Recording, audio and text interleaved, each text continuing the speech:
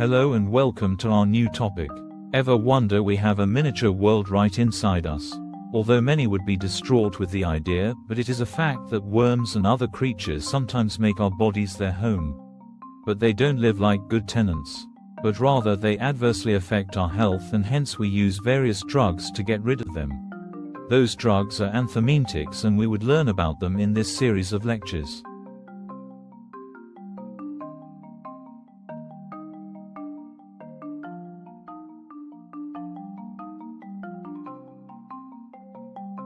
Pathogenic helminths for humans belong to three groups: trematoda or flukes, cestoda or tapeworms, and nematoda or roundworms. Some of these are acquired through soil around us and hence called soil-transmitted helminths. Others come through water and insects. Some of them may penetrate our skin directly, especially in contaminated soil and water. Many of these worms actually are carried by our pets, cattle, and poorly cooked food. Further detail about them is out of our scope.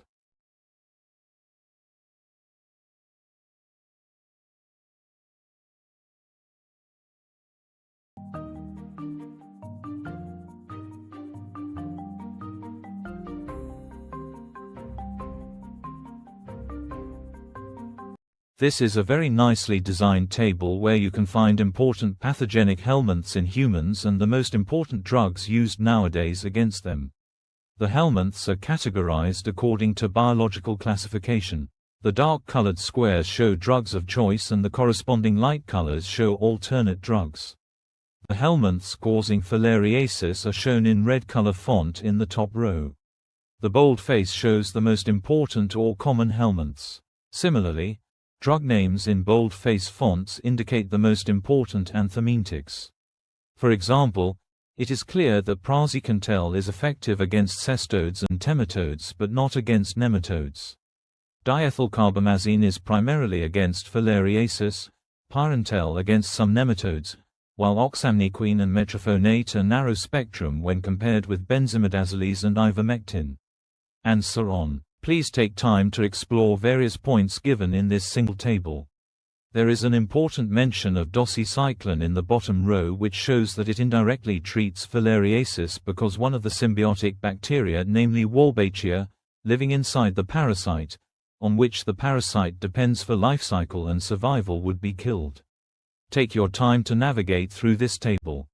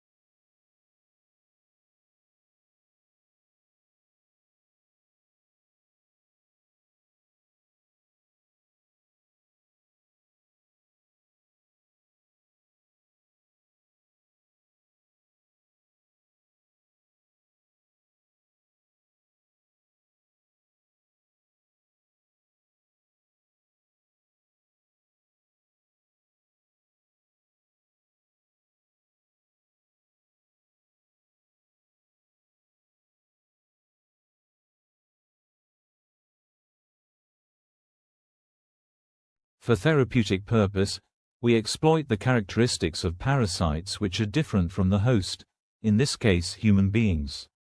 Important anthelmintic targets are shown, and as one can see, it's either the difference in movement, metabolism and genetics which serve as plausible therapeutic targets, shown here and in the next slide.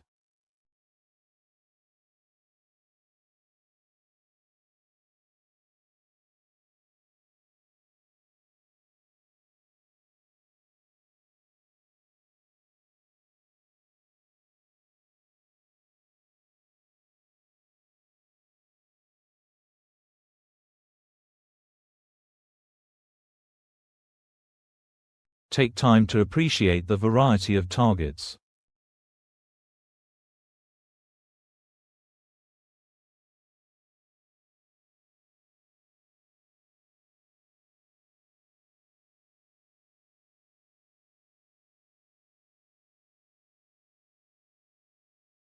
Benzimidazoles are the most important and commonly used group of anthelmintic drugs, especially albendazole.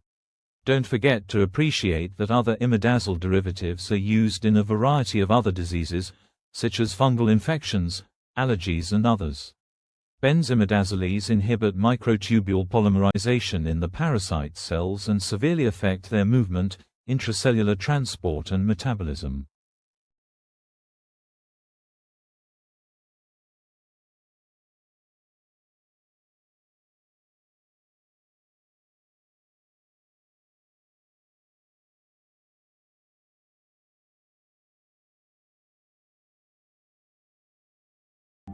Here we compare and contrast the most important benzimidazoles.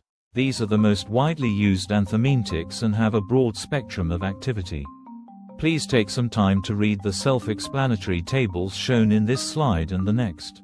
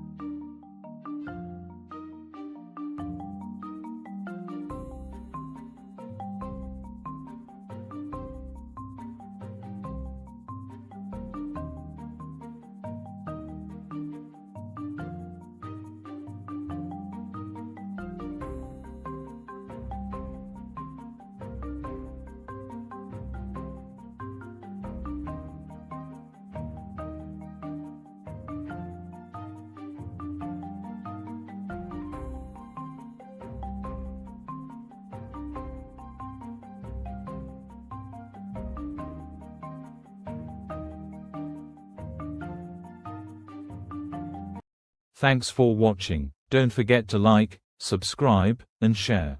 Happy learning!